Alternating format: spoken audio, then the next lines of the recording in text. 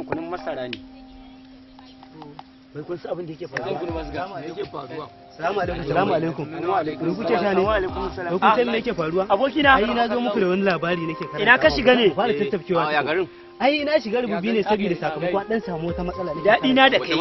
Ga guri zo ka zauna guri. Ai yau ina tafi da wani zazzafan labari. Ai ba mu san me ke faruwa a garin nan ba.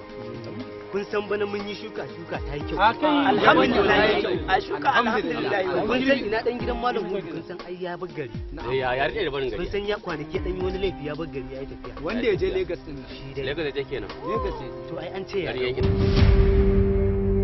Katan nan dai katan mutumin nan dai. Wani barka. Yau to ai an ce ya dawo.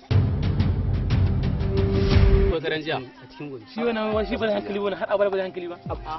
Ya za ya hankali wanda ya cikin arna. Mu je mu muna noman kawai saboda ya mai da muka jinsu ne yake ba. Yanzu kai lalata mana. Za mu kawo masa hankalin kwaya. Ai ba zai yi ba. Ai ƙarya yake. Wace ina zuwa. Mata mai mugun duka ba. Wannan magana haka da kai.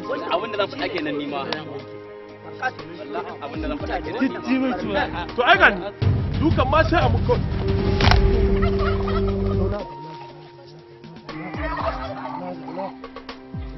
Ka ce munafurcin na ya zama na da daga Lagos ba ana mun bakin ciki na zo da kuɗi. Dan Allah da Wallahi bakin ciki ake mun na zo da kuɗi. Wani babban. Dan Allah taimaka min ka taimaka min. Me kuke ta? Ga min me kuke ta? A'a mun zo muna dan tattauna ne. Eh na dace za mun duka ko?